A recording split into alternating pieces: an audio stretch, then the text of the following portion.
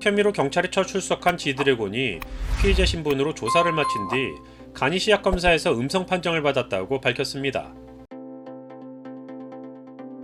지난 6일 인천경찰청은 지드래곤을 불러 4시간가량 조사한 후 귀가 조치시켰는데요. 조사 후 경찰서를 나선 지드래곤은 간이시약 검사 결과가 어떻게 나왔느냐라는 질문에 음성으로 나왔다.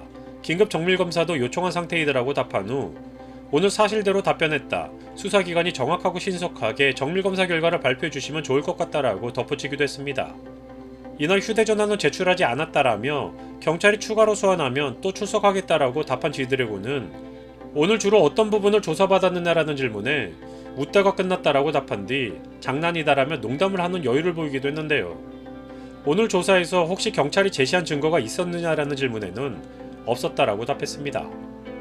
최초 의혹 제기 당시부터 강력히 혐의를 부인해온 지드래곤은 경찰이 무리한 조사를 했다고 생각하냐라는 질문에는 무리라고 생각하지 않는다. 경찰도 누군가의 진술에 의해 직업 특성상 할 일을 하는 것이다. 제가 관계가 없다는 것을 입증하기 위해 나왔다. 팬들께서는 크게 걱정하지 않으셨으면 좋겠고 믿고 기다려달라고 덧붙였습니다. 이날 조사는 지드래곤이 지난달 22일 피의자로 형사 입건된 이후 처음으로 진행된 수사 일정이었는데요.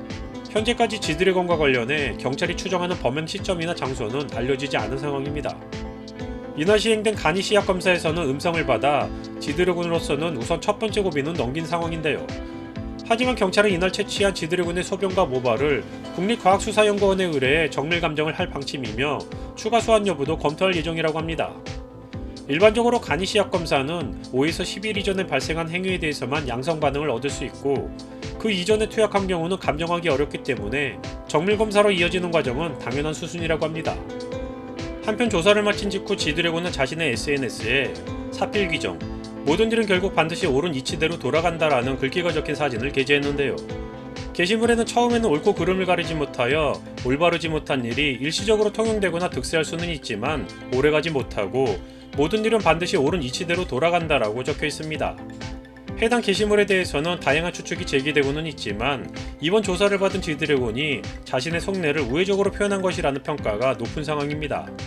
조사 중 취재진과의 인터뷰에서 자진 출석한 이유가 무엇인가, 혐의를 인정하는가라는 등의 질문을 받고 저는 해당 혐의에 대한 사실이 없고 그것을 밝히려고 이 자리에 왔다. 긴 말하는 것보다 빨리 조사받고 나오겠다라며 당당했던 지드래곤의 모습과 이후의 조사 결과를 더해 적지 않은 수의 팬들이 지드래곤을 지지하고 있는 상황인데요.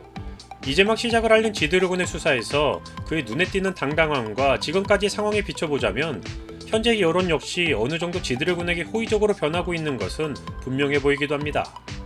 과연 K-팝과 대한민국 연예계를 대표하는 지드래곤의 이번 스캔들의 향방이 어떤 결과로 나아가게 될지 대한민국은 물론 전세계 팬들의 관심이 집중되고 있는 상황입니다.